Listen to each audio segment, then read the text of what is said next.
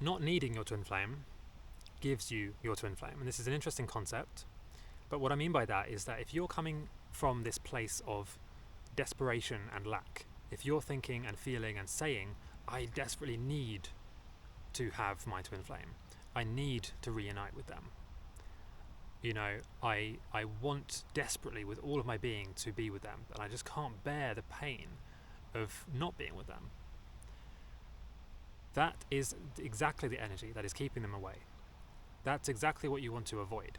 So in contrast to that, like the opposite to that, if you are coming from a place where you don't really need them as such, that is the energy that will attract them.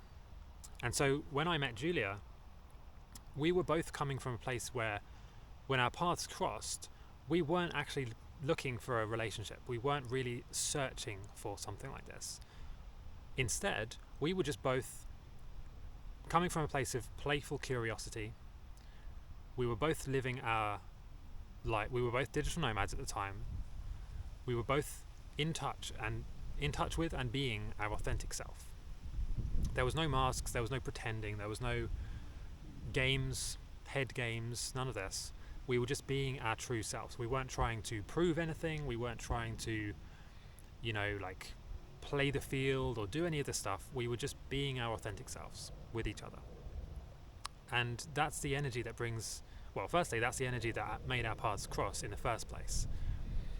And secondly, that's the reason why we met and then had a very relatively short running stage of just a few months, which is very different to a lot of people where they would have years and years and even decades of running stage. It doesn't have to be like that. It does not have to be like that.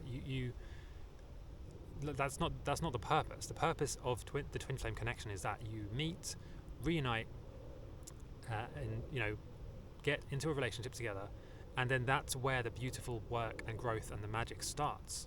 When you're actually together, you're not supposed to be apart for 10 years, 20 years, 50 years.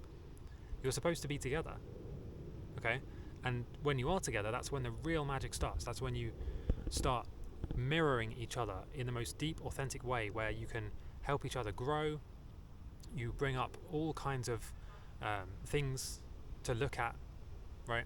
Insecurities, limiting beliefs, doubts, and you grow in such a huge and fast way that just would not be possible.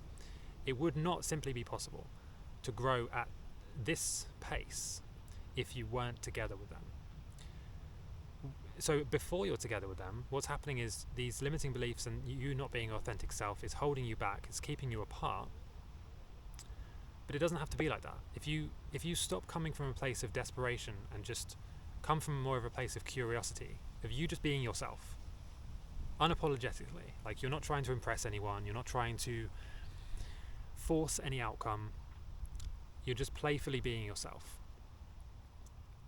And you have to mean it as well, right? You can't just, tell yourself that you're going to be playful and curious, but then on the inside, when the lights are out or when the doors are closed, you're still desperately feeling, I really need to be with my twin flame. I have to be with them. I can't bear being alone, right? You can't be doing that. You can't be thinking and feeling that, because that's going to keep them away, right? Like I said at the beginning, not needing your twin flame is what gives you your twin flame. And this applies to just any manifestation concept. Not needing money, not feeling desperately like you have to have money, is exactly the energy that will give you unlimited abundance and money.